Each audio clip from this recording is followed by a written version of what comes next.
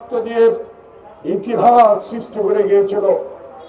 সেই কথাগুলো, বাউন্নের সালাম বরকতের কথাগুলো, এরশাদের নির্মমভাবে হত্যাকারীদের কথা অচিরেই ভুলে গিয়েছিলেন শেখ হাসিনা, একদিনও মনে করেন না। তাই সেই হিন্দুস্তান ভারতের রয়ের কথায় বাংলাদেশকে পরিচালিত করে বাংলাদেশকে আজকে অর্থশূন্য করে তোলে। তিস্তা পদ্মা আমার দাবিকে উপেক্ষা করে বাংলাদেশকে মরুভূমি করে তুলেছিল। প্রিয় ভাইয়েরা, আজও আমার সামনে পররাষ্ট্র মন্ত্রণালয় বলে অযাচিত প্রতিবাদ করি, হাসিনাকে ফেরত দেওয়ার জন্য লেখালেখি করি। কেন ফেরত দেন না? যদি সত্যিকার বাংলাদেশকে ভালোবাসেন, বাংলাদেশের মানুষকে ভালোবাসেন, বাংলাদেশের স্বাধীনতা যুদ্ধে যদি মুক্তিযোদ্ধাদেরকে এতটুকু সহযোগিতা করে থাকেন, আমাকে হাবিবকে যারা আশ্রয় দিয়েছেন আমরা অস্বীকার করি না, কিন্তু পেটে 7 দিনে একবার ধানের চালের ভাত খেতে পারি না। কুমড়া খেয়ে 7 দিন যুদ্ধ করেছে। সেই যুদ্ধের মর্ম যদি আপনি বুঝতেন, বাংলাদেশের স্বাধীনতার মর্ম যদি হিন্দুস্তান আপনি বুঝতেন, বাংলাদেশের মানুষের অধিকারের কথা যদি মোদি আপনি বুঝতেন, মানুষের কষ্টের কথা যদি অনুভব করতেন, তাহলে আপনি কোনোদিনও এই হাসিনার মতো ফ্যাসিস্টকে,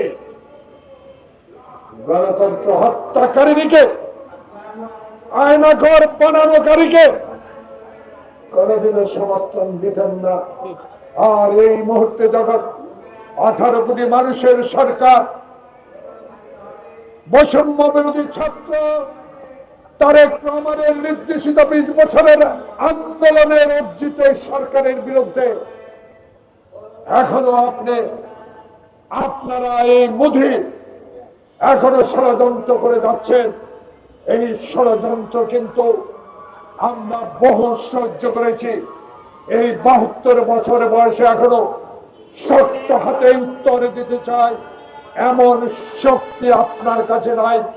বাংলাদেশের 18 কোটি মানুষকে আবার গণতন্ত্রহীনতা করার কোন চক্রান্ত যদি আপনি করেন, আপনার বিরুদ্ধে লড়াই করে যাওয়ার শক্তি কি মনে করেন? আপনার কাছে অ্যাটম বোম আছে,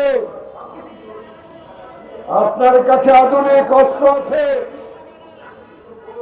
আপনার কাছে 100 কোটি উপরের মানুষ আছে, কিন্তু বাংলাদেশের মানুষ 18 কোটি হতে পারে, তাদের ইমানের জোর আপনার চেয়ে অনেক বেশি। আমরা ইমানদার, আমরা আল্লাহ রসুলকে বিশ্বাস করি। তাই শেখ হাসিনা দয়া করে পালিয়ে গেছেন, পালিয়ে থাকেন। 18টি স্টিলের বাক্স করে বাংলাদেশের ধন দৌলত, ডলার রুবেল সব নিয়ে গেছেন। আপনার চামচারা, আপনার নির্যাতনকারী মন্ত্রী এমপিরা বাংলাদেশের সকল সম্পদ লুট করে নিয়ে গেছে বিদেশের মাটিতে। আজকে আপনারা 5 স্টারে থাকেন, বিদেশের মাটিতে ফ্ল্যাট ভাড়া করে থাকেন, ভিক্ষা করে তো খান না, কারো বাসায় তো থাকেন না। তাই আপনাদেরকে আমরা বলতে চাই, দয়া করুন, 18 কোটি মানুষকে আপনারা বিদায় নিয়েছেন, ওখানেই থাকেন। যদি কোনোদিনও গণতান্ত্রিক সরকার, আমার ভোট আমি দিব, মৃত ব্যক্তি নয় এমন ভোটে যদি তারেক রহমানের জাতীয়তাবাদী শক্তি বিএনপি ও যারা আসাম সহ যারা আন্দোলনে ছিলেন 12 দল, তারা ক্ষমতা আসতে পারেন, আরামে থাকেন, ফ্ল্যাটে ভাড়ায় থাকেন, ডলার নেওয়া থাকেন, বাসা ভাড়া নিয়ে থাকেন, ইনশাল্লাহ বাংলাদেশে আপনাদেরকে ফেরত এনে বিচারের আওতায় আনা হবে।